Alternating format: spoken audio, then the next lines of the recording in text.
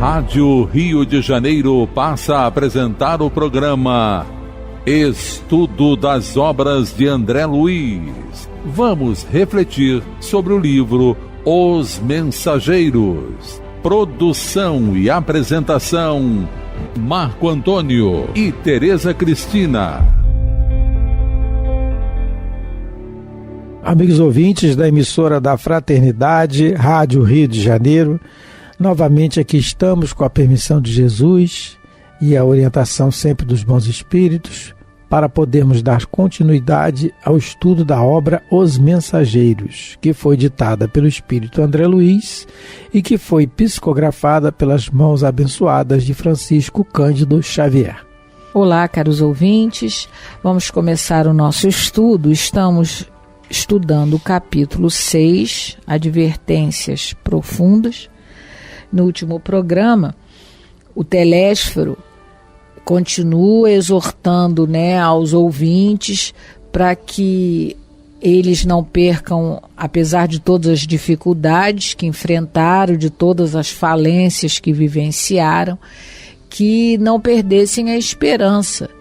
Não é que eles, quem quiser novamente refazer a tarefa, precisa entender que, como são espíritos falidos, como todos nós, com muitas lições mal feitas no passado, vamos enfrentar novos testemunhos, vamos precisar exercitar a renúncia e também vamos ter que, de alguma maneira, tentar ao máximo vivenciar os postulados de Jesus, as orientações de Jesus.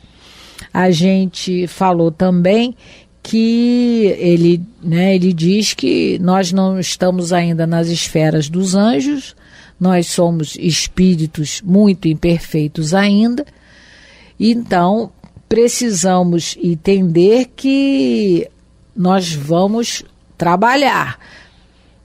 Enquanto reencarnarmos, precisamos trabalhar para melhorar as próprias contas e, junto, ajudar aqueles que convivem conosco.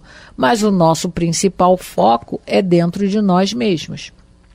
E ele fala da esperança, que todos devem ter esperança. Então, a gente vai começar a ler do parágrafo 14, depois o Marco vai falar um pouco sobre o que ele quer, separou alguma coisa sobre esperança, mas vamos ler para dar um contexto, senão a coisa fica muito dispersa.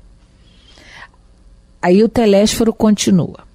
Aqui estamos todos, companheiros da comunicação, endividados com o mundo, mas esperançosos de êxito em nossa tarefa permanente. Levantemos o olhar.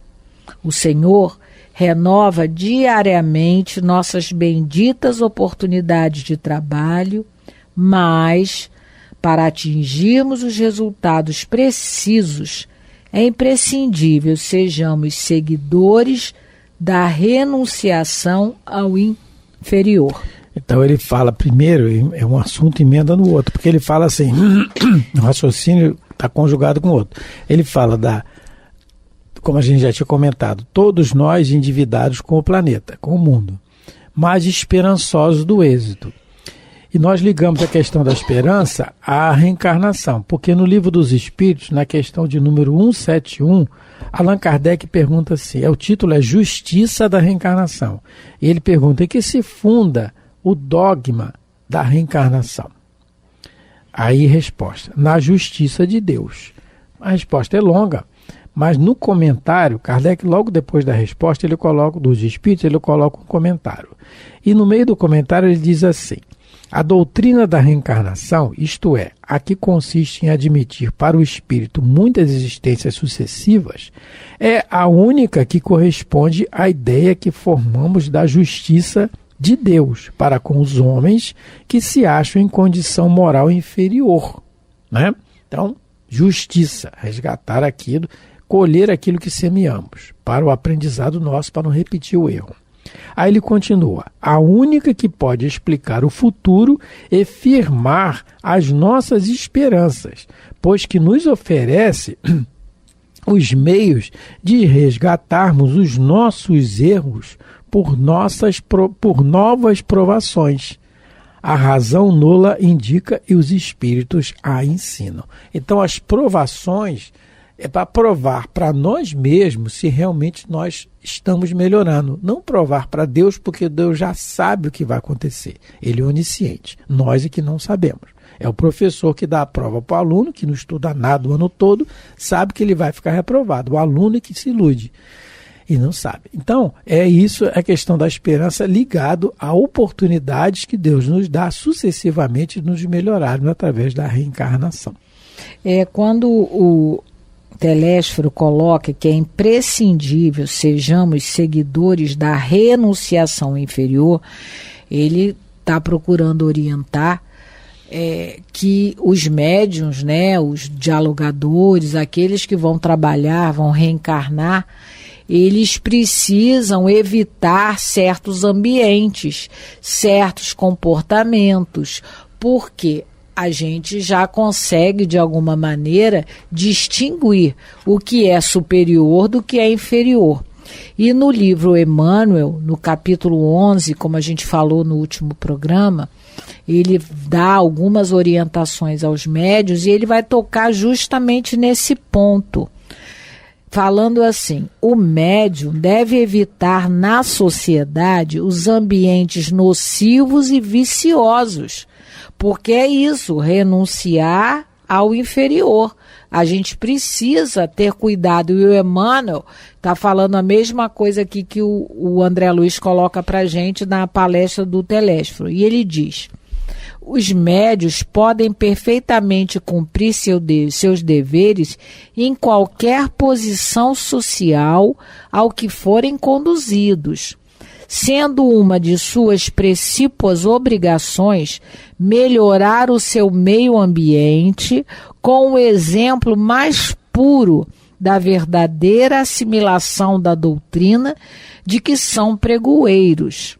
Não deverão encarar a mediunidade como um dom ou como um privilégio, mas sim como bendita possibilidade de reparar seus erros de antanho, submetendo-se dessa forma com humildade aos convites e conselhos da verdade, cujo ensinamento está frequentemente numa inteligência iluminada que se nos dirige, mas que se encontra igualmente numa provação, que humilhando esclarece ao mesmo tempo o espírito, enchendo-lhe o íntimo com as claridades da experiência. Então, o Emmanuel também, ele é enfático aqui em colocar que o médium, ele deve se precaver de frequentar determinados ambientes, até porque ele é uma antena muito, vamos dizer assim, muito bem polida e capta com muito mais facilidade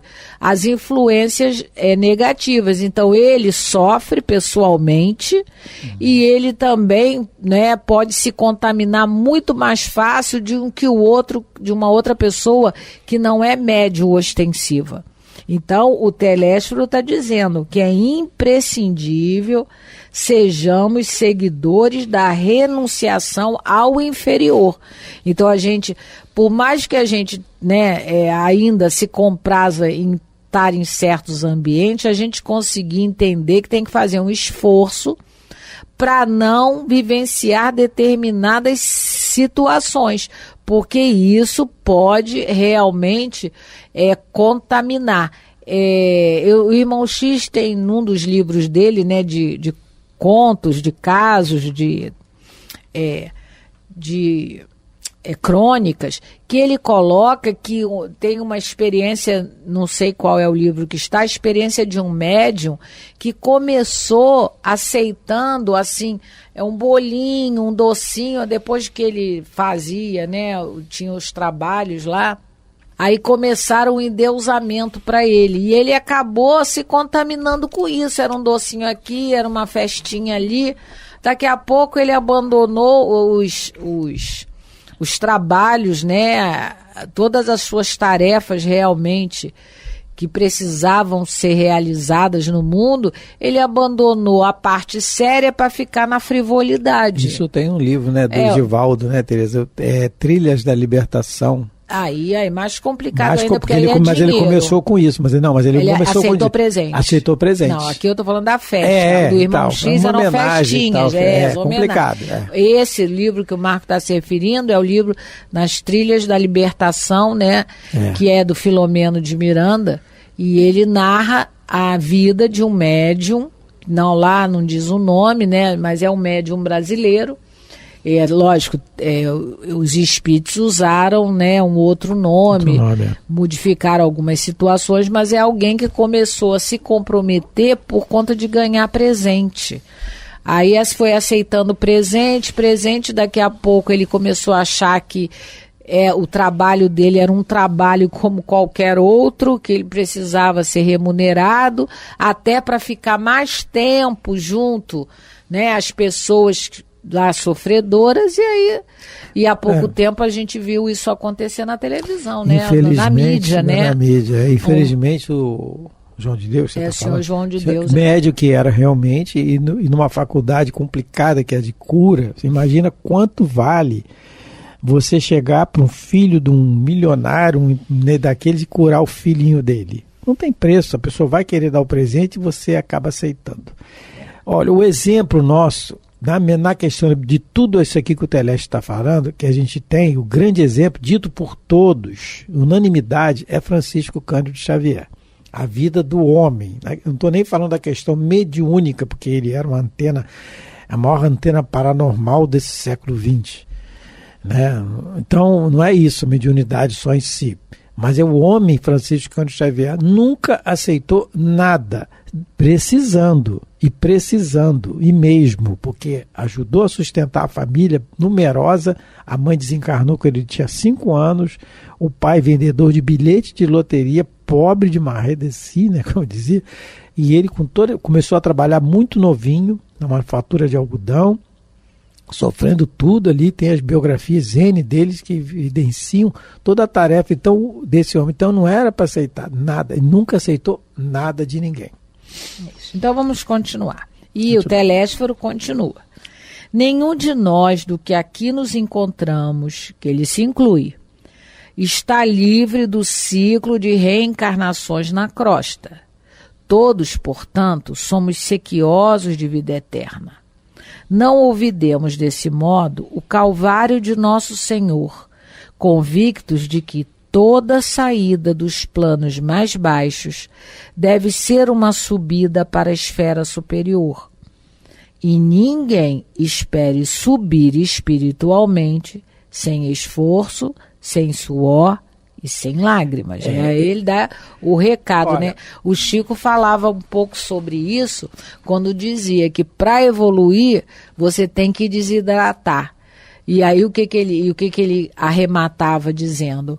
Você tem muito que chorar e muito, né, através das lágrimas, e muito trabalho através do suor. Então, no meio vamos dizer assim, no meio das academias, né, de academias de exercícios físicos, o pessoal fala no pain, no gain. Sem dor não tem ganho. Não tem ganho. E olha que não tem nada a ver com Jesus, mas fala a mesma coisa. Então é o que o Telésio está dizendo, olha, não tem outro caminho para nós. Se a gente quer melhorar a nossa condição espiritual,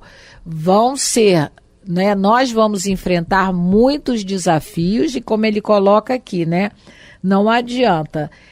Vai ter esforço, vai ter suor e vai ter lágrimas. Então é o que Chico dizia, evoluir é desidratar. Sai água pelo olho, sai água pelos poros. E nessa questão que o Telésio está falando, ninguém espere subir sem esforço, sem suor e sem lágrimas. Isso nos remete ao raciocínio do nosso hábito adquirido. No livro Pensamento e Vida do Emmanuel, capítulo 20, ele fala do hábito. Ele diz assim, que o hábito é uma esteira de reflexos mentais acumulados, operando constante indução à rotina.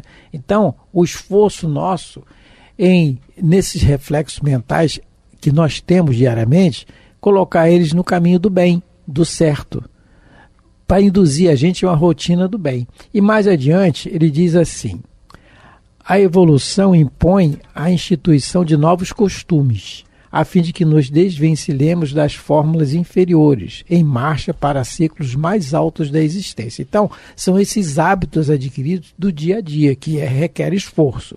E emendando o raciocínio do Emmanuel, no livro Ação e Reação, capítulo 19, o instrutor Druso, um dos instrutores desse livro, ele fala assim, que o instrutor, o André Luiz está falando que o instrutor alerta quanto à necessária renovação mental nos padrões do bem, destacando a necessidade do estudo para a assimilação do conhecimento superior e do serviço ao próximo, para a colheita de simpatia, sem os quais todos os caminhos da evolução surgem complicados e difíceis de ser transitados. E aí vem o esforço, o suor e a lágrima, porque são situações que a gente já falou várias vezes, nas situações que se repetem nas nossas encarnações, o orgulho ainda continua, o egoísmo em nós, e aí a necessidade da compreensão através do estudo cada vez melhor, cada vez mais, e criar um hábito novo, né?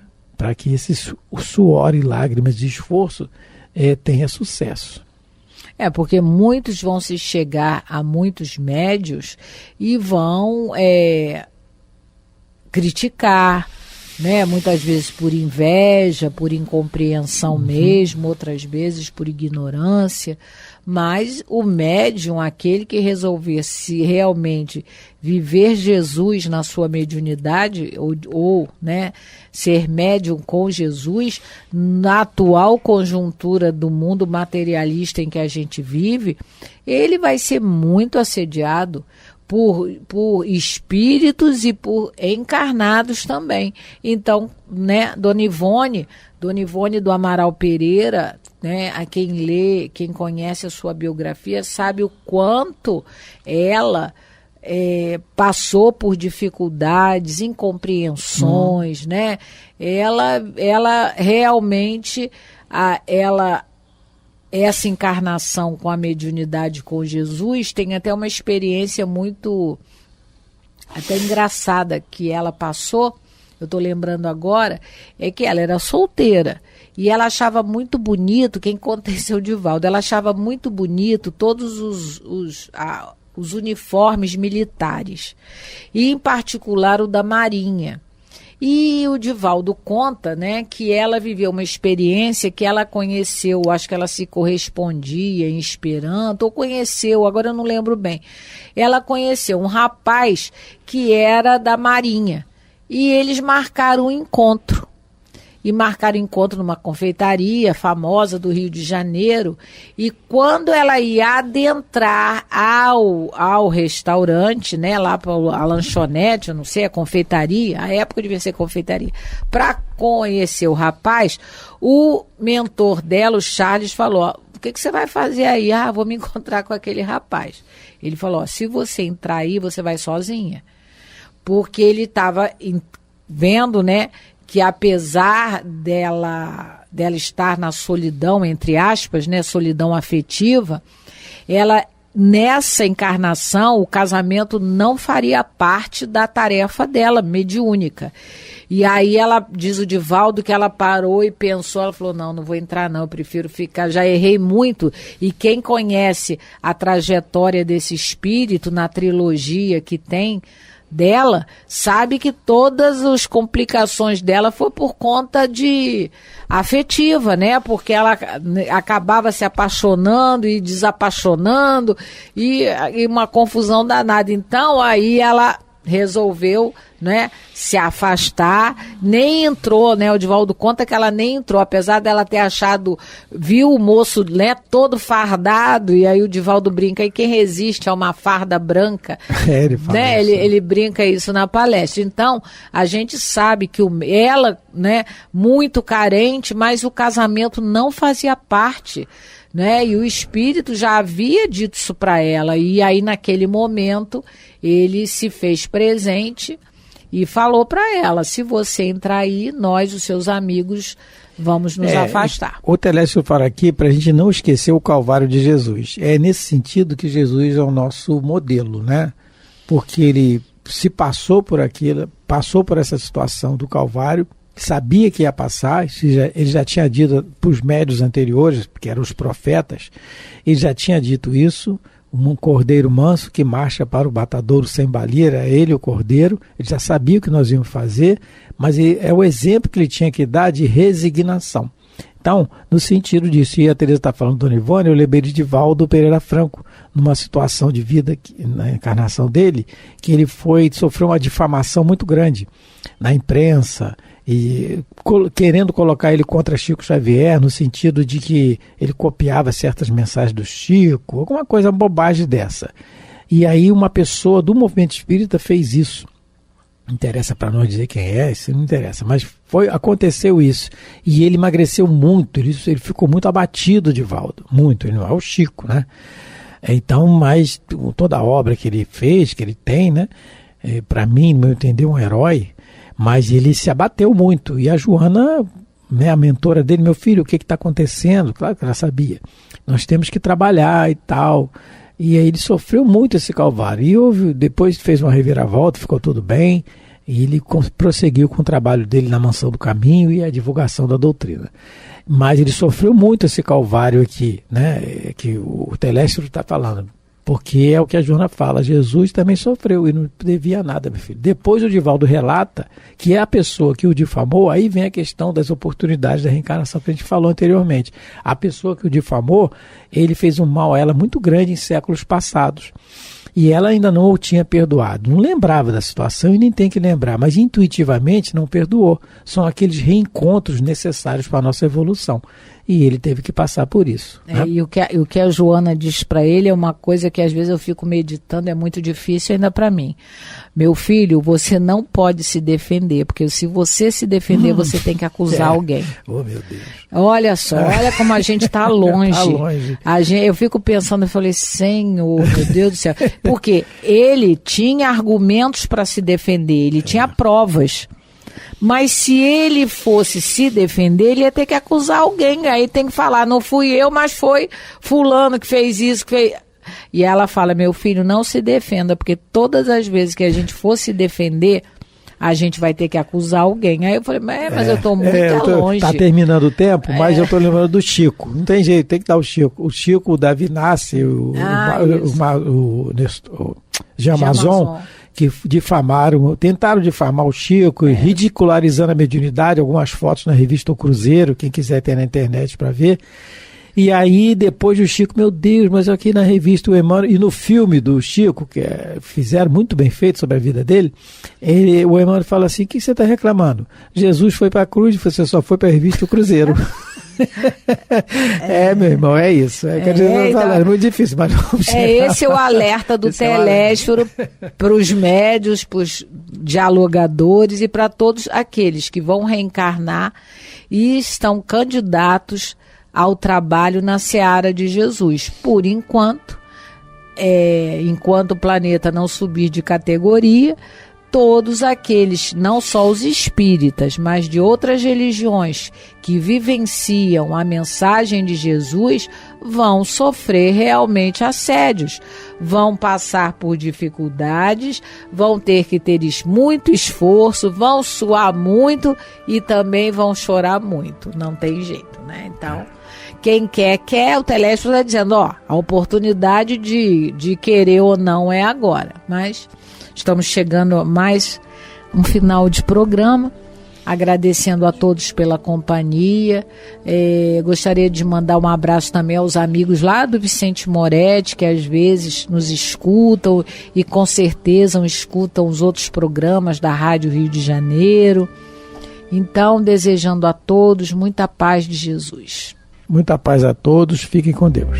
Você ouviu pela Rádio Rio de Janeiro o programa Estudo das Obras de André Luiz, com o livro Os Mensageiros.